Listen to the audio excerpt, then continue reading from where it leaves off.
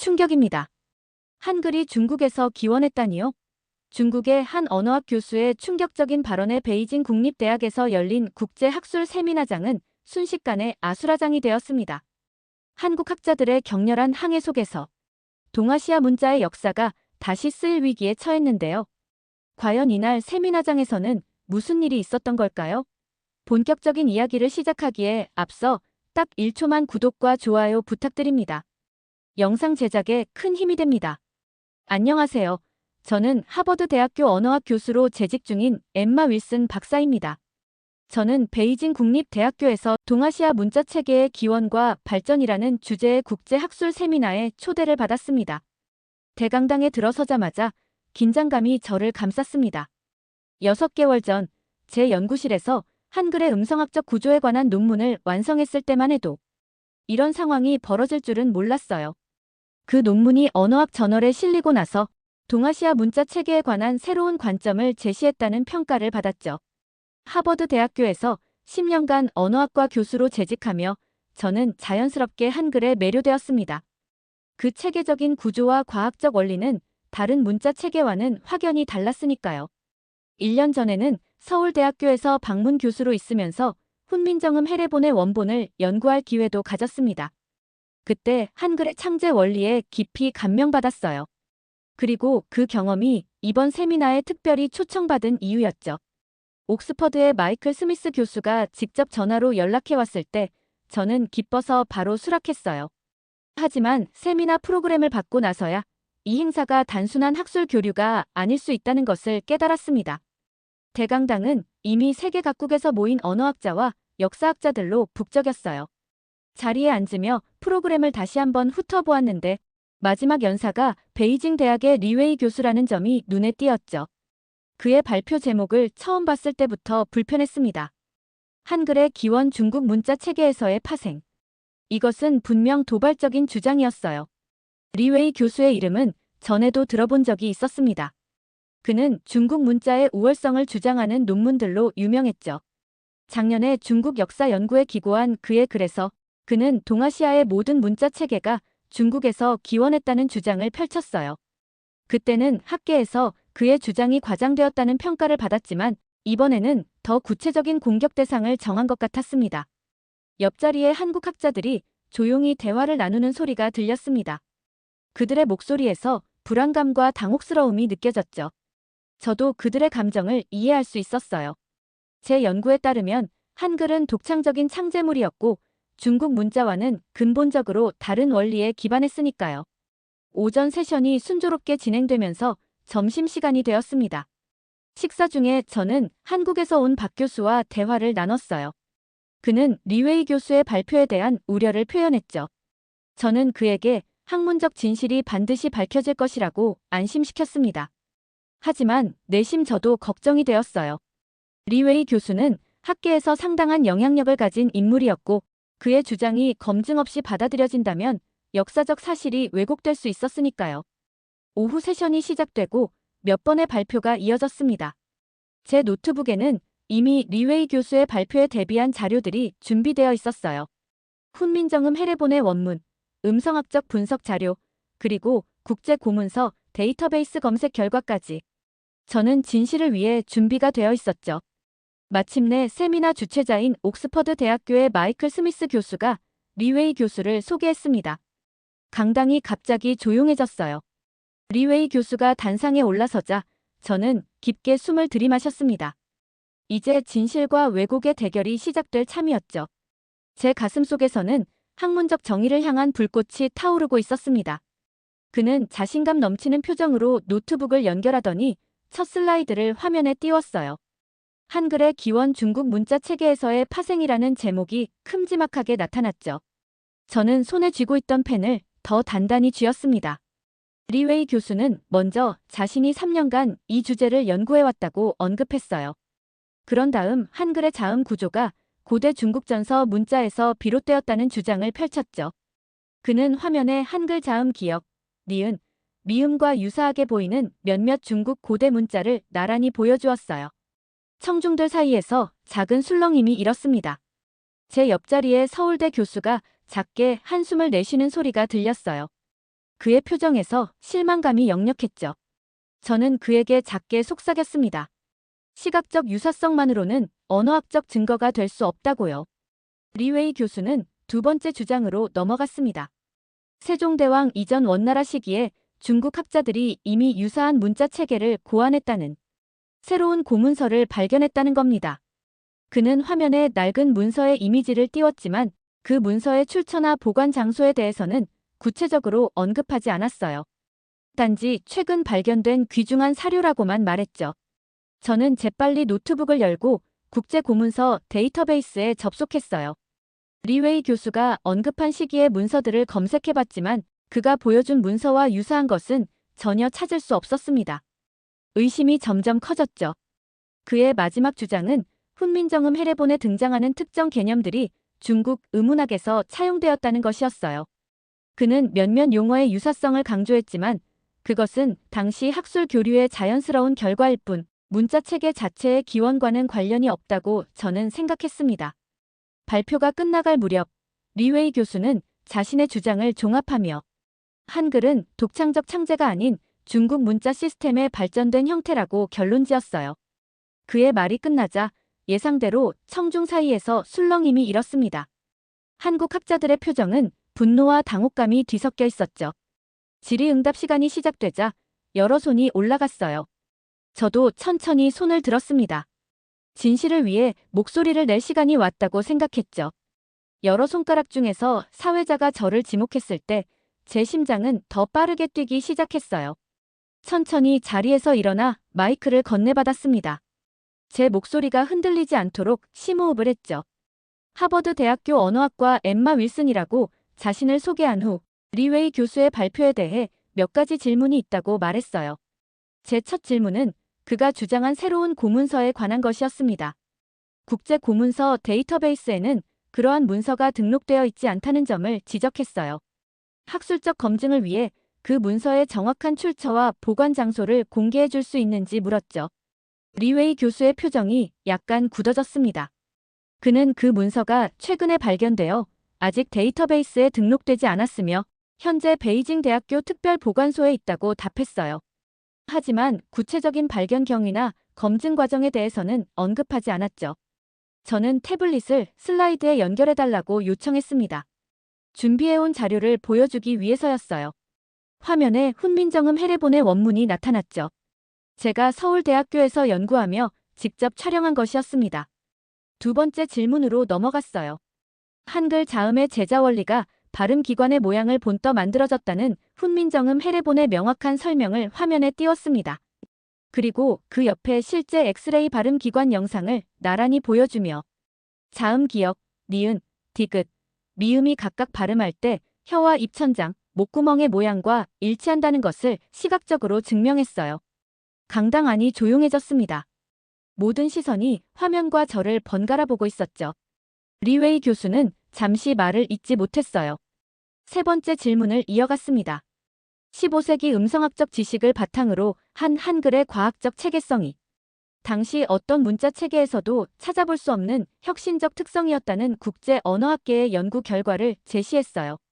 특히 지난해 국제 언어학 저널에 실린 제 논문의 결과를 인용하며 한글의 자음과 모음, 체계가 갖는 과학적 원리를 설명했죠.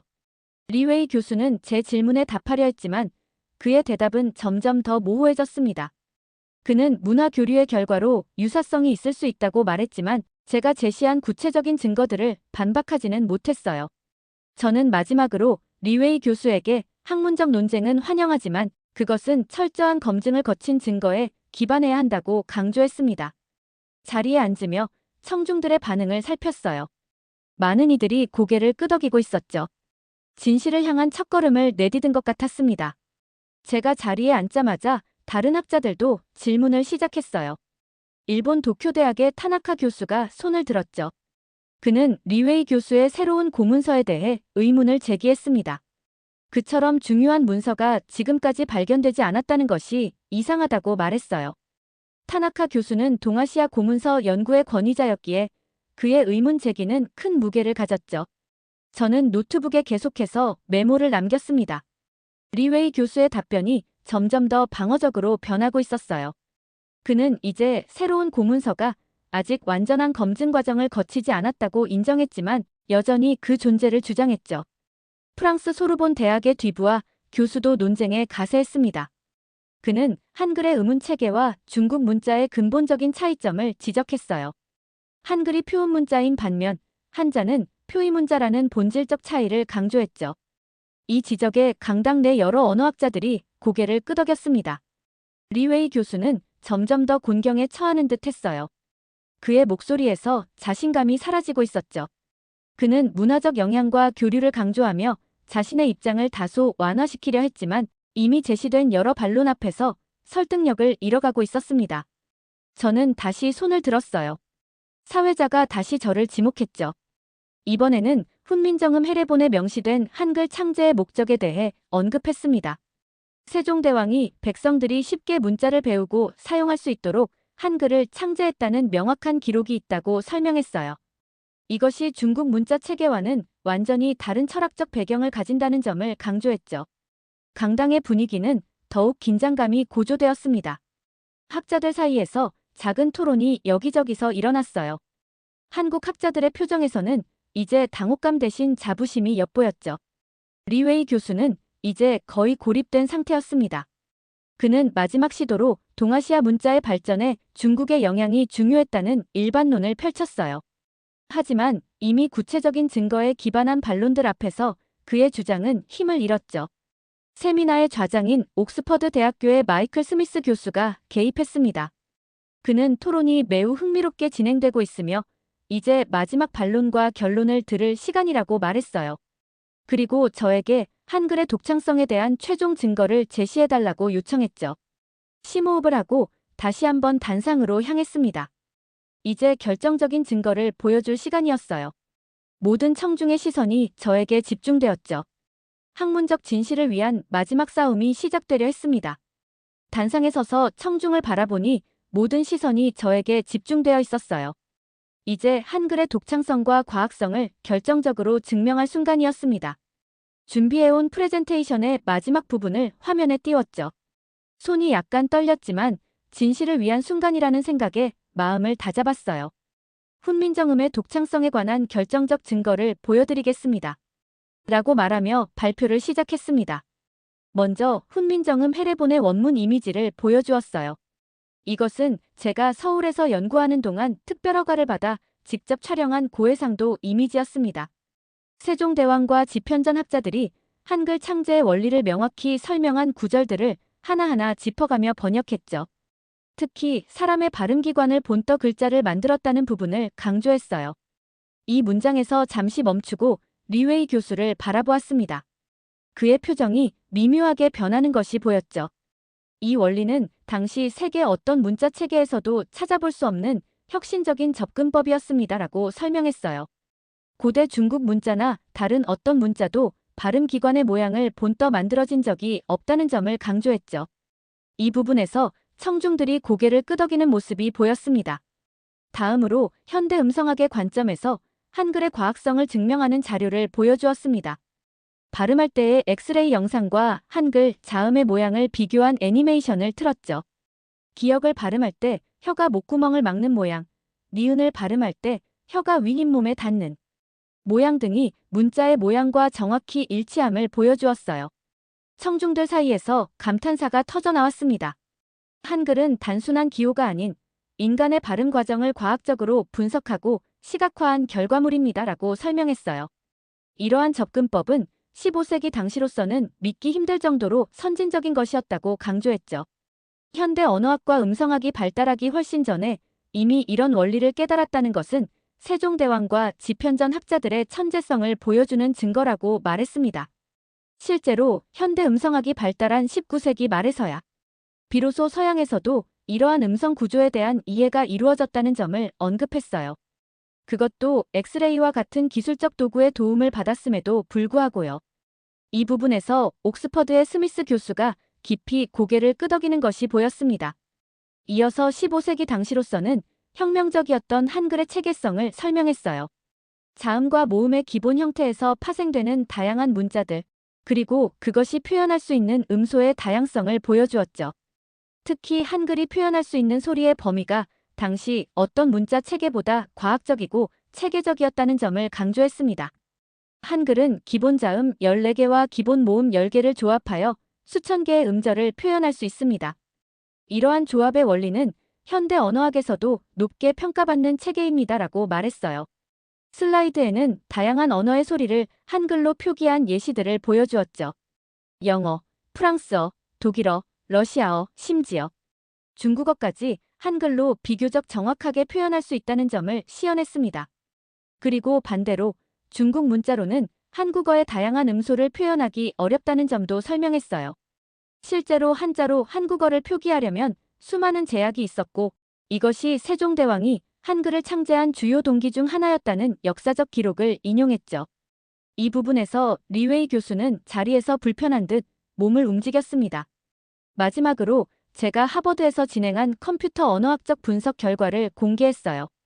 한글과 다른 문자 체계들의 구조적 유사성을 AI 알고리즘으로 분석한 결과였죠. 분석 결과는 명확했습니다.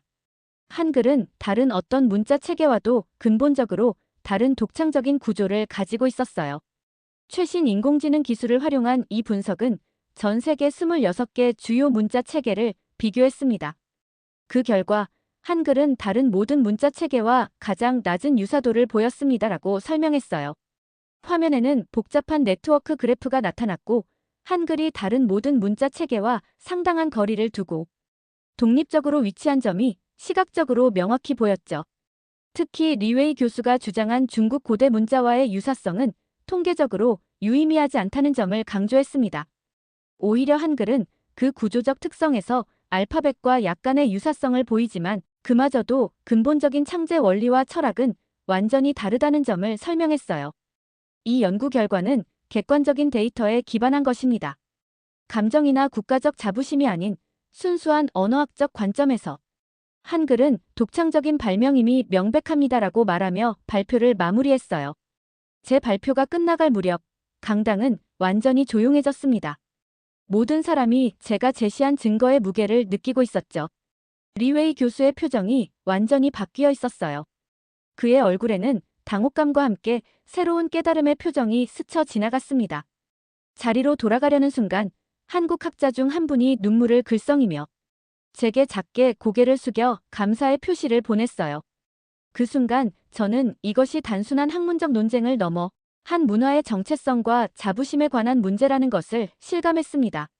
한글이 단순한 문자가 아닌 한국인들에게 특별한 문화적 유산이라는 것을 느꼈죠. 마이클 스미스 교수가 리웨이 교수에게 반론의 기회를 주었어요. 리웨이 교수는 잠시 침묵했다가 천천히 일어섰죠. 모든 시선이 그에게 집중되었습니다. 강당에는 무거운 긴장감이 감돌았어요. 리웨이 교수는 처음으로 자신의 새로운 고문서 주장이 실제로는 확인되지 않은 2차 자료에 기반했음을 인정했습니다. 그는 베이징 대학의 한 고문서 연구원으로부터 받은 자료였지만 실제 원본을 확인하지 못했다고 고백했어요. 그리고 제가 제시한 증거들이 상당히 설득력 있으며 한글의 독창성에 대해 새롭게 생각해 볼 필요가 있다고 말했죠. 그의 솔직한 인정에 강당 안에 작은 술렁임이 일었습니다. 학문적 토론에서 이런 인정은 쉽지 않은 일이었죠. 스미스 교수는 오늘의 논쟁이 학문적 검증의 중요성을 다시 한번 일깨워 주었다며 토론을 정리했어요. 그는 모든 학문적 주장은 철저한 증거와 검증을 통해 이루어져야 함을 강조했고 오늘의 토론이 동아시아 문자 연구에 새로운 지평을 열었다고 평가했습니다. 제 가슴은 벅찬 감정으로 가득 찼습니다. 진실이 승리한 순간이었죠. 학자로서 이보다 더 보람찬 순간은 없을 것 같았어요. 그리고 한글이라는 놀라운 문자 체계를 세계에 알릴 수 있게 되어 기뻤습니다. 세미나가 공식적으로 끝난 후 많은 학자들이 저에게 다가왔어요. 그들의 눈빛에서 호기심과 존경이 느껴졌습니다. 처음으로 다가온 사람은 일본 도쿄대학의 타나카 교수였죠. 그는 제 손을 따뜻하게 잡으며 한글이 동아시아 문자 발전사에서 가장 혁신적인 발명임이 틀림없다고 말했어요. 이전에는 한글에 대해 깊이 생각해 본 적이 없었지만 오늘 발표 덕분에 새로운 연구 영역을 발견했다고 했죠. 프랑스 소르본 대학의 뒤부와 교수도 다가와 축하를 건넸습니다. 그는 한글의 의문 체계가 갖는 과학적 원리에 깊은 인상을 받았다고 했어요. 특히 15세기에 이미 그런 음성학적 이해가 있었다는 사실이 놀랍다고 말했죠. 그는 프랑스로 돌아가면 언어학과 학생들에게 한글을 필수 연구 대상으로 소개하겠다고 약속했습니다. 한국 학자들도 저에게 다가왔어요. 한국학중앙연구원의 박 교수는 외국 학자의 객관적 시각으로 한글의 가치를 증명해준 것이 더욱 의미가 있다며 고마움을 표현했습니다. 그는 제가 서울에서 연구했던 시절을 기억하며 제 연구에 도움을 줄 수 있어 기뻤다고 말했어요. 그의 진심 어린 감사에 저도 마음이 따뜻해졌죠. 놀랍게도 리웨이 교수도 저에게 다가왔습니다. 그의 표정은 여전히 경직되어 있었고 학문적 패배를 인정해야 하는 상황에 불편함을 느끼는 것이 역력했어요. 그는 형식적인 인사를 건넸지만 눈빛에서는 여전히 불만과 고집이 느껴졌습니다. 결국 공개 석상에서 자신의 주장이 잘못되었음을 인정할 수밖에 없었던 상황에 대한 불쾌감을 숨기지 못했죠. 그는 짧게 인사를 나눈 후 서둘러 자리를 떠났어요. 그의 뒷모습을 보며 학문적 자존심이 상처받았을 때 인간의 반응은 얼마나 방어적일 수 있는지 다시 한번 느꼈습니다. 세미나장을 나서는 길에 옥스퍼드 대학교의 마이클 스미스 교수가 저를 불렀어요. 그는 오늘의 세미나가 예상보다 훨씬 더 성공적이었다고 평가했습니다. 그리고 저에게 놀라운 제안을 했죠. 유네스코에서 세계 문자 체계의 역사와 가치를 재조명하는 특별 프로젝트를 준비 중인데 저와 함께 한글 부문을 공동으로 이끌어줄 수 있겠냐고 물었어요. 물론 기쁘게 수락했습니다. 이 기회는 한글의 과학성과 독창성을 세계에 알릴 수 있는 완벽한 플랫폼이 될 것이라고 생각했어요. 스미스 교수는 이 프로젝트를 통해 한글의 창제 원리가 현대 언어학에 미친 영향과 그 교육적 가치를 연구할 계획이라고 설명했습니다. 호텔로 돌아오는 택시 안에서 오늘의 사건들을 되돌아보았어요. 처음에는 단순한 학술 세미나라고 생각했지만 이제 그것이 제 인생의 중요한 전환점이 될 것이라는 느낌이 들었습니다.